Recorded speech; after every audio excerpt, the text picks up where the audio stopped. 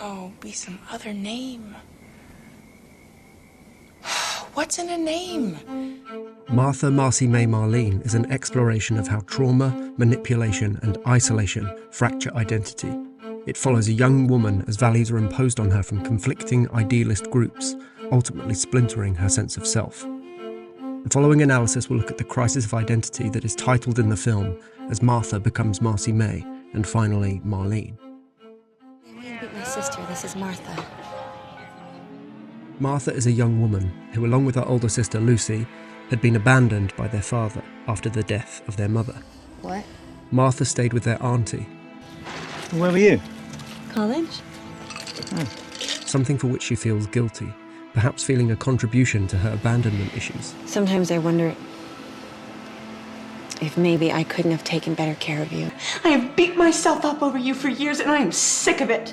Seeking her place in the world, she joins an alternative community in the Catskill Mountains of New York. Hi. Once introduced to the commune's charismatic leader, Patrick, he puts her through a trial of psychologically damaging torment, naturalized by the other members of the group.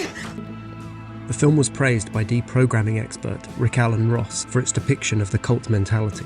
This film is the gold standard for any movie about cults. It is the most realistic depiction of what a cult would be like and the difficulty in leaving a group and the recovery process. Though it doesn't lay out the techniques that are used exactly, nor does it explicitly state the core beliefs of the group, they can be seen in the details, witnessed in certain exchanges or behaviours, or even by looking for clues in the frame. Writer-director Sean Durkin had made a short film, Mary Last Seen, which serves as a prequel, and gives a little more insight into the initial induction of an outsider to the commune. My phone's not here. Cutting the subject off from the rest of the world. I tried calling you, but apparently you got rid of your cell phone. I lost it. You didn't think to get a new one? Got used to not having one. In earlier drafts, there were more overt references to the group's philosophy, linking it with other controlling techniques. The basis of what the cult philosophy was. I'd always hear that it's pretty consistent that there's no clocks or calendars, so people lose track of time, and there's a little bit of Buddhist base in this group. So in an earlier draft, there was a speech about there's no future, there's no past, everything exists in the present. Following this quasi-religious foundation, death is beautiful because we all fear death. Patrick tells Martha that fear is the most amazing emotion of all because it creates complete awareness. And when you're truly present, that's nirvana. It's pure love. So death is pure love. this idea is extremely reminiscent of the philosophy preached by another infamous cult leader. Charles Mills Manson, also known as Jesus Christ, God, soul, the devil. Charlie was always saying that fear was beautiful, you know. Yeah, but why? Well, to Charlie, fear was the same thing as awareness, you know. The more fear you had, the more awareness you had. The more awareness, the more love. The dynamic of the 20 or so members of Patrick's group are like a modern version of The Family, followers of Charles Manson, who went on to commit, among others, the renowned Tate LaBianca murders. Manson used a number of techniques to control his followers that are paralleled in Patrick, including the previously mentioned detachment from time. Charlie didn't allow no calendars or clocks at the ranch. Manson would recruit young, impressionable girls who had left home and had no family, and convince them of his own outspoken worldview in a process of re-identification that would begin with renaming. You're gonna be Lulu. Hi, have you met Sarah? Sally. Yeah. This would symbolically strip them of their previous identities. Susan's dead. Charlie named me Sadie. Where Manson isolated his members at a movie ranch up in the mountains of LA. Wait, Spawn Movie Ranch? Yeah. Patrick is tucked away in the Catskills. As with many cults, there is a patriarchal hierarchy. The women must wait for the males to finish eating before they themselves can eat. Charles Manson had also ingrained similar values into his community. Oh no, men first. Believing that you should look to nature for an understanding of the balance between male and female, and that there should resultantly be complete submission. Sexual abuse is ritualized and becomes another way to assert power over the followers. We don't get hung up about sex, you get it? We just be. We let things happen. We let go. Sex becomes involuntary as rape becomes accepted commonplace. For Manson, as with Patrick, sex is said to be an act of purification, reinforcing the control of the leader and stripping of personal agency. Cleansing yourself, the past, and the toxins. You need to share yourself. Don't be selfish. Both families exercise a moral relativism. Get into rich people's houses and we get in their heads, you dig? Just you get in, you get out. Don't be afraid. Mess things up a bit, but don't break anything. Where acts of theft, sexual assault, and murder are reframed as in service of a higher purpose. He's Charles Manson. I get it. The film offers criticism of this community as being completely psychologically controlling and pervasive, with beliefs that are hypocritical. So while they wish to live self-sufficiently in order to avoid the inevitable economic crisis of living unnaturally, they are seen to be far from independent, reliant on being given money from the original families of its members. I called my dad today to ask for money. Does Patrick know? Yeah, he asked me to. Or stealing it from their wealthy neighbours.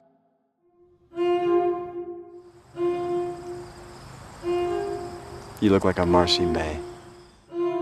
Renamed like the other girls, presumably after the Jackson C. Frank song, which is used to serenade and strengthen the bond of control over her, the lyrics and melancholic tone of Marcy's song forebode her fate.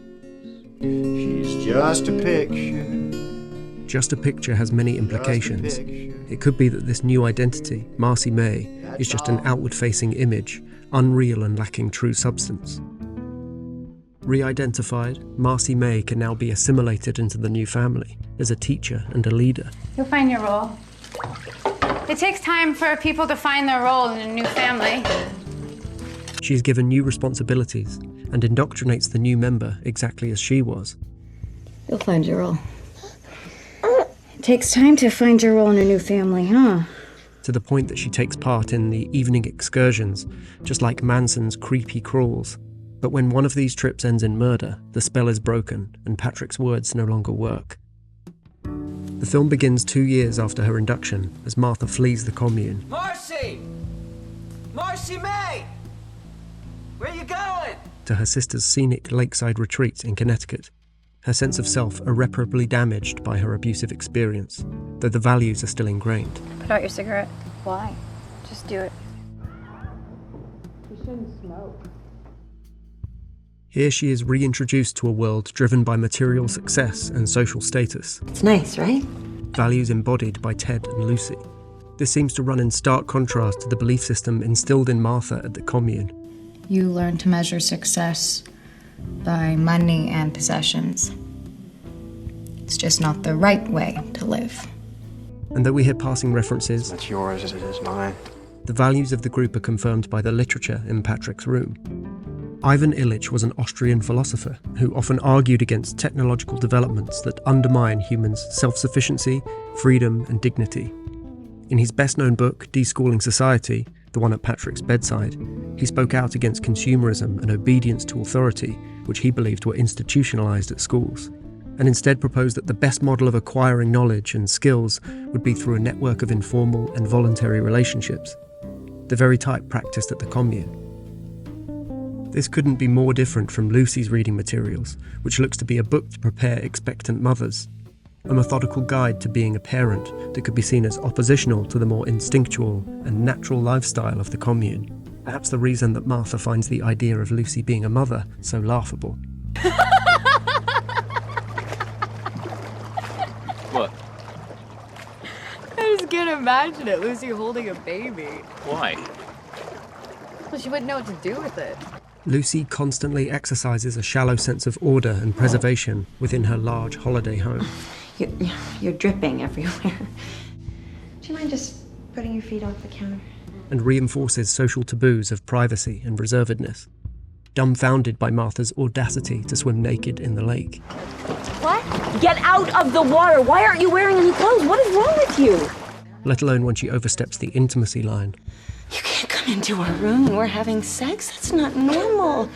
It's private. Lucy's fixation on societal norms seem as foreign and stifling to Martha as the commune's dogma. I need you to understand why it's not okay. Okay. Do you? Yeah. Well? Because it's private and not normal.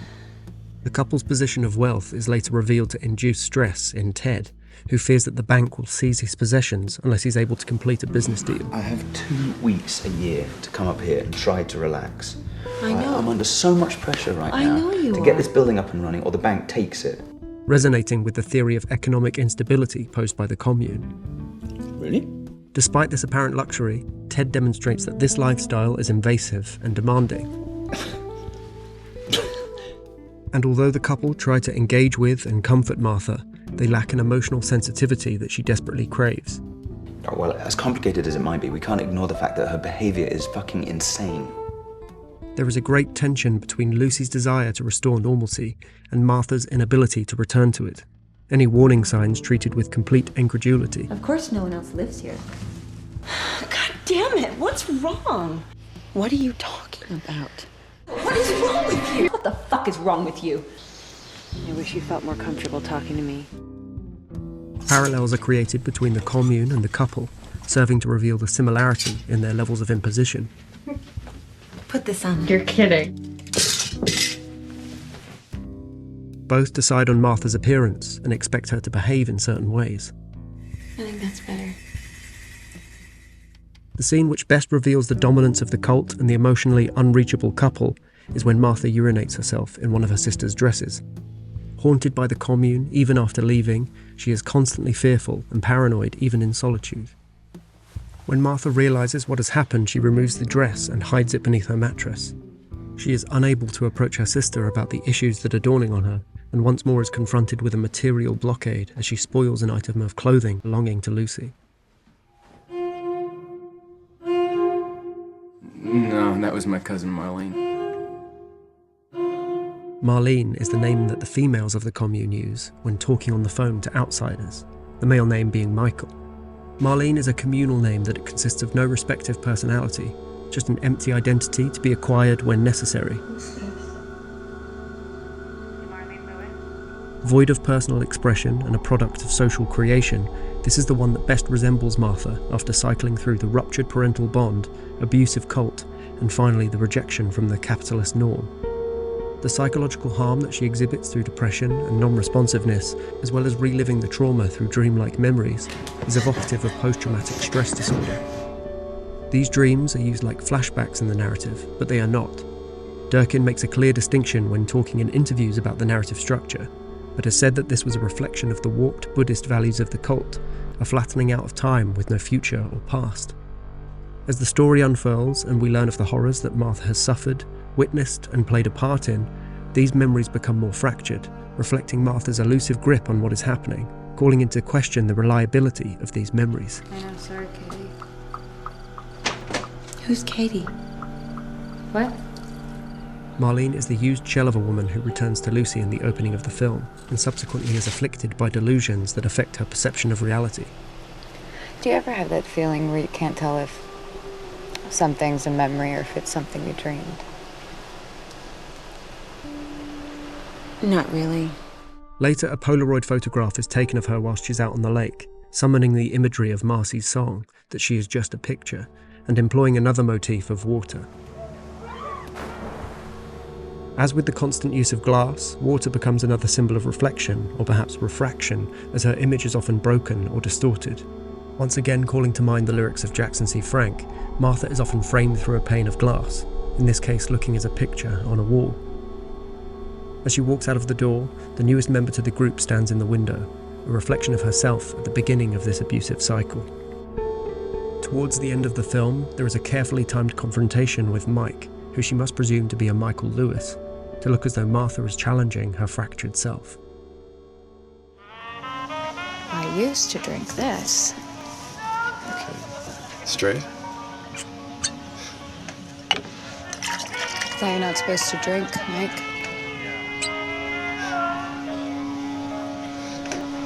I'm not drinking. The imposing threat of the commune is shown to linger in the behaviour of Martha around certain ideas. She looks to Ted apprehensively when served food before him, and turns away the kale smoothie offered by Lucy. If that doesn't appeal to you, I also got a pineapple orange. Yeah, that might be better. Likely for its similarity to the one involved in her initiation. As with the figure sitting across the water and the car that is glimpsed in the final moments, she is projecting her abuse into her current environment. The threat of the cult can be explained as a product of paranoia when noting the track that plays over the credits. Another song from the same album of Jackson C. Frank, this time sung by the man himself, Marlene. Won't you let Marlene come in?